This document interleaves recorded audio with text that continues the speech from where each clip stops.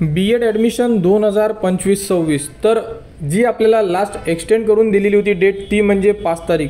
तर आजची तारीख आहे 4। तर उद्यापर्यंत विद्यार्थ्यांचे राहिलेले फॉर्म विद्यार्थी फिलअप करू शकतात किंवा विद्यार्थ्यांचे जे फॉर्म पार्सली व्हेरीफाईड आहेत ते सुद्धा ते एडिट करू शकतात।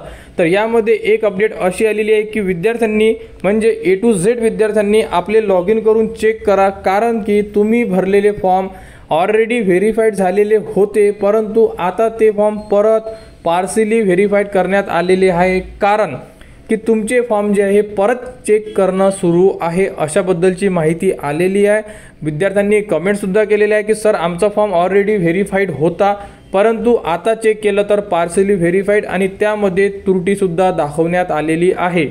तर संपूर्ण विद्यार्थ्यांनी एकदा लॉग इन करून चेक करा, तुमचा फॉर्म व्हेरीफाईड असणं गरजेचं आहे। व्हेरीफाईड असलेल्या विद्यार्थ्यांना कुठेही अडचण येणार नाही आहे आणि ज्यांचे फॉर्म ऑलरेडी व्हेरीफाय झालेले होते आता पार्सली व्हेरीफाईड लिहून असेल तर इथे तुम्हाला त्रुटी देण्यात आलेली आहे की नेमकी त्रुटी तुमच्या फॉर्ममध्ये काय आहे। जसं की कोणी मार्कशीट झेरॉक्स टाकलेली असेल तर त्यांना ओरिजिनल टाका सांगण्यात आलेलं आहे, कोणी कन्व्हर्जन सर्टिफिकेट टाकलं नसेल तर त्यांना कन्व्हर्जन सर्टिफिकेट ॲड करा अशाबद्दलची त्रुटी दिलेली आहे। आणि या व्हिडिओच्या डिस्क्रिप्शनमध्ये त्रुटी कशी पूर्ण करायची, पार्सली असेल तर त्याला व्हेरीफाईडमध्ये तुम्हाला जो फॉर्म फिलअप कसा करायचा या संदर्भात संपूर्ण अपडेट आपल्या चॅनलवर देण्यात आलेल्या आहे। विद्यार्थ्यांनी त्या अपडेट चेक करा आणि आपले फॉर्म व्हेरीफाईड करून घ्या, कारण आता व्हेरीफाईड करून घेतलेले फॉर्म जर असेल तुमचे तर तुम्हाला पुढे अडचण येणार नाही आहे। आणि एकदा परत तुम्हाला जो ग्रीवियन्स पिरियड असेल त्या ग्रीवियन्स पिरियडमध्ये सुद्धा 2 ते 3 दिवस देण्यात येणार याबद्दलची अपडेट आपण दिलेली आहे।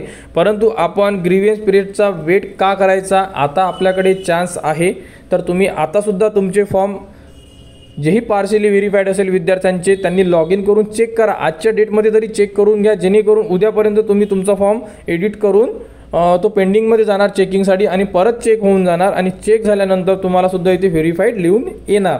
तर अशाबद्दलची ही अपडेट होती आणि जी आता 5 तारीख देण्यात आलेली आहे यामध्ये एक्सटेन्शन मिळणार नाही आहे असं तरी वाटत आहे।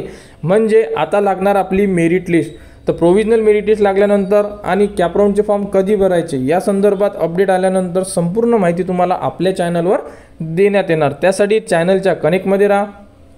कोणाला कुठेही अडचण असेल तुम्ही कमेंट्स करा, कमेंट्सवर तुम्हाला संपूर्ण माहिती दिली जाणार। आणि पुढील अपडेटसाठी आपल्या चॅनलला सबस्क्राईब करा व हा व्हिडिओ इतरांपर्यंत शेअर करा।